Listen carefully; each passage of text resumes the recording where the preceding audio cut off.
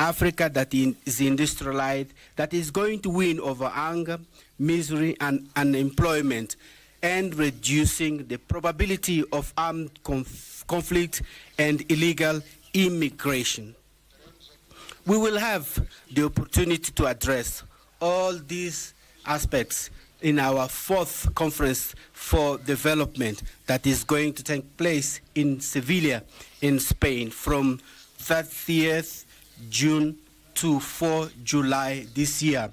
And we believe this is a historical opportunity to redefine the rules of financing based on economic justice and inclusion, taking into account the commitments from previous conferences that were not fulfilled, especially the Monterrey Consensus, Doha Declaration, and Addis Ababa Declaration. The 4th Sevilla Conference is going to address the challenges that we are faced in the funding for development and promoting the adoption of innovative solutions and more effective solutions such as fiscal justice, debt relief, climate funding, reforms in financial and global institutions, and social inclusion. These are going to deserve our attention so that we can adopt a common position that can ensure the continent to reinforce its influence in the global governance and the reduction of the cost of the debt and for a sustainable development of our continent. The achievement of these objectives is going to create synergies that are going to promote more trade, more cultural exchange, and technology and other aspects that are going to bring benefits for all the parts involved.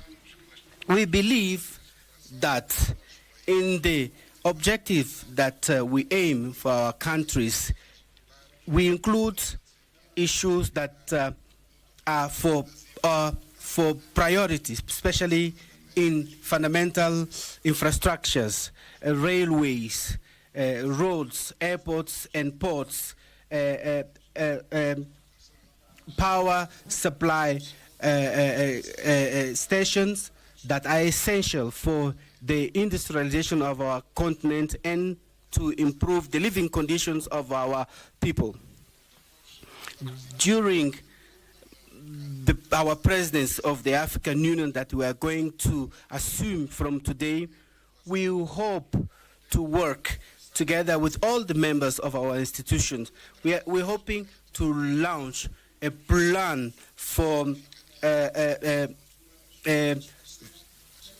together with our partners so that the African Union Commission can be able to establish the basis for infrastructure projects that are going to be undertaken in our continent. We would like to underline the contribution of Angola for the development of Africa, taking into account our superavit when it comes to energy supply, especially in this sector of energy.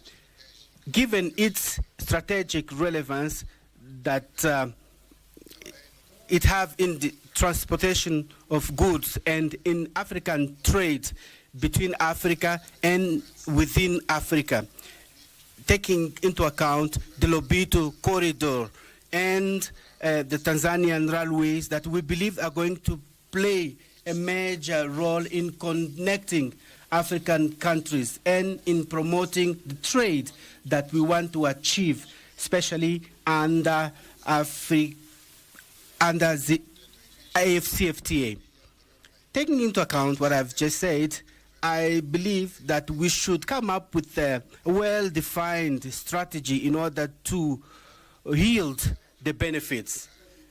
I believe that by integrating G20, it's essential in ensuring that Africa plays an active role in global decisions.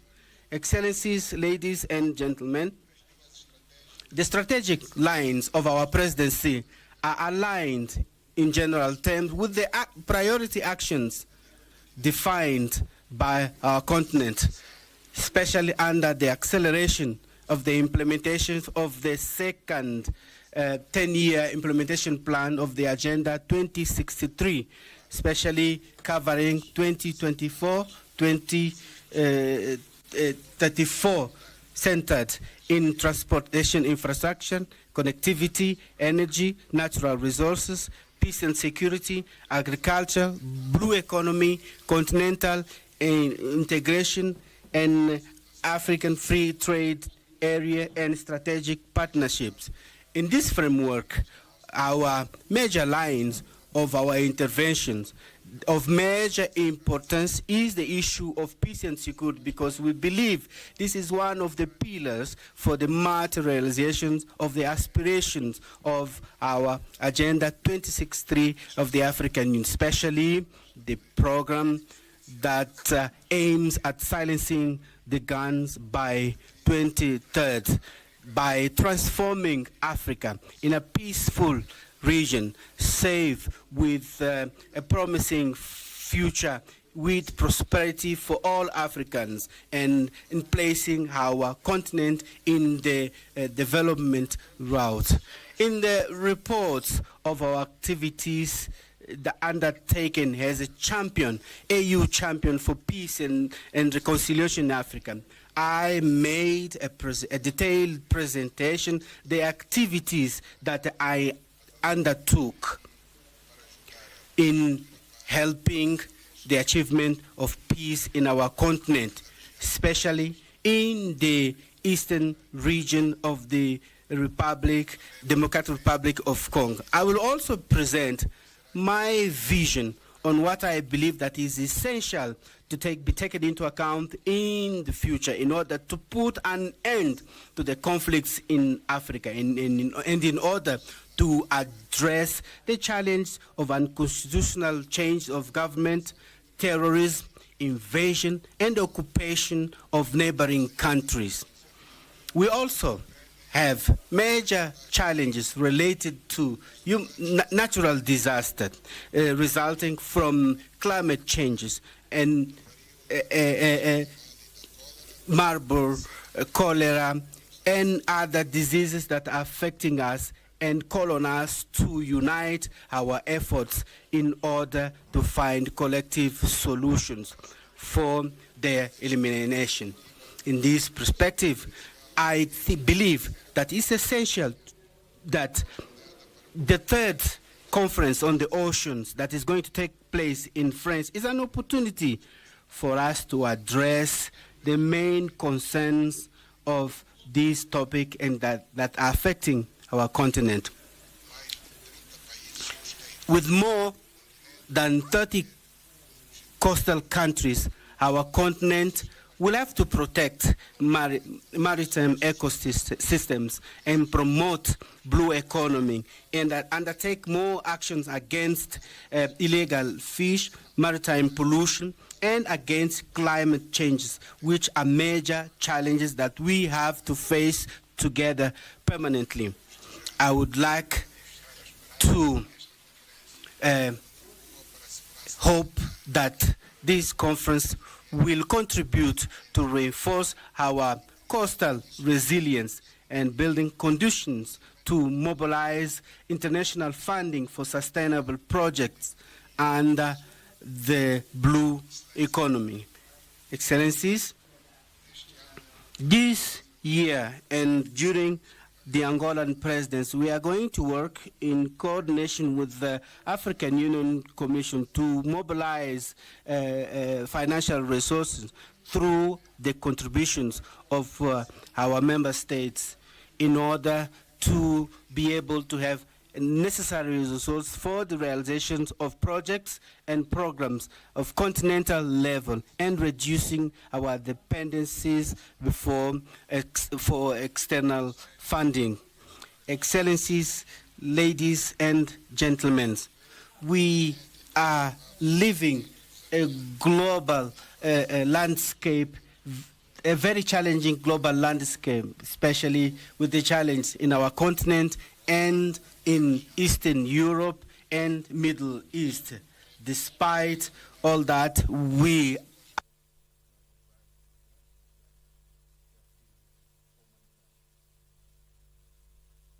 overcome these challenges and build the Africa that we dream of, contributing in the solution of the problems that are affecting our humanity.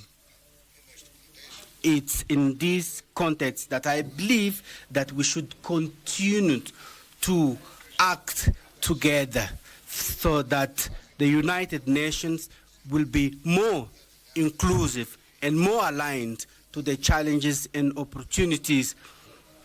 And the reform of the United Nations should continue to be a priority for our continent.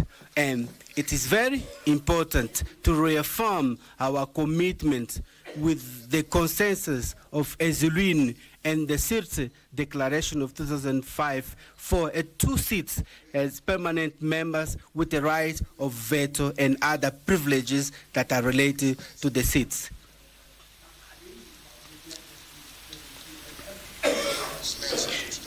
Excellencies, I would like to call on you, your best contribution, so that our presidents of our continental organization that we assume today can take part, can happen in a climate of understanding and the dynamism that is necessary in this long work that we together undertake for the transformation of Africa as a continent that rich and prosperous for its people. Allow me to address my vote of thanks to His Excellency Musa Faki Mohammed and the outgoing commissioners that had their mandates at the Commission for their excellent work throughout their mandates at the helm of our common house of Africa. I wish to the new coming Commission successes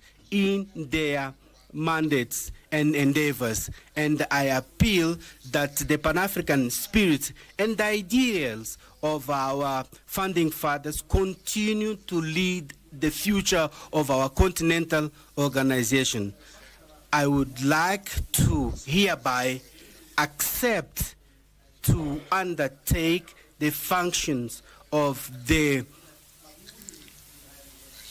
chair of the African Union, and that our tears today for having lost the African child, Sam Nyoma, will be transformed in strength that will help us achieve the challenge that are ahead of us.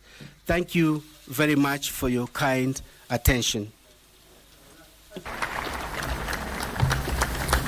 Thank you, Your Excellency.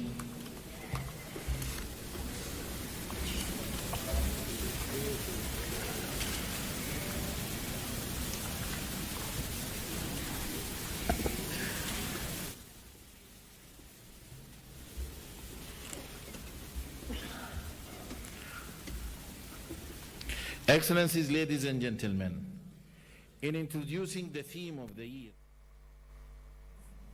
justice for Africans and people of African descent through reparations, it is now with great honor that I welcome Her Excellency Dr. Monique Nzanza Baganwa, the Deputy Chairperson of the African Union Commission, who will share her introductory remarks. Your Excellency.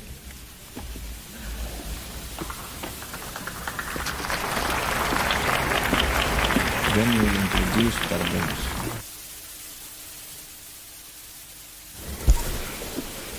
Thank you. Your Excellency, the Chairperson of the African Union, Your Majesties, Excellencies, Heads of State and Government, Your Excellency and dear brother, the Chairperson of the African Union Commission, ladies and gentlemen, in the interest of time, allow me to stand on already established protocol. Over the past centuries, the voices of Africans and people of African descent have echoed in various quarters with a singular demand: justice. Justice for the millions who were forcibly, and justice for the generations that continue to face economic, social, and political disenfranchisement stemming from historical wrongs. As I draw my term in office as Deputy Chairperson of the African Union Commission to an end soon, a unique opportunity is offered to me and one of my teams, SIDO, to introduce to you the 2025 theme of the year, Justice for Africans and People of African Descent through Reparations. As we embark on this journey in 2025, we are guided by the words of the eminent Pan-Africanist Kwame Nkrumah, who declared, and I quote, "We face neither east nor west. We face forward." The African Union's Agenda 2063 envisions a continent that is integrated, prosperous, and driven by its own citizens, a continent that is peaceful. The strength of this Africa has always been in its unity and resilience. At this moment, we stand at the precipice of history, and together we shall pave the way for a more just and dignified future for Africa, the CARICOM, and Africa's global diaspora at large. Your Majesties, Your Excellencies, as I conclude, since I'm not the one to deliver the high-level message, we have two leaders who will do it in just a short. But let me take this opportunity to thank all our stakeholders who have journeyed with us. Thank you, Ghana, and our champion, President Mahama, for inspiring the African Union with this theme. I wish to thank you, my dear brother Musa Faki, for your leadership and support. But through you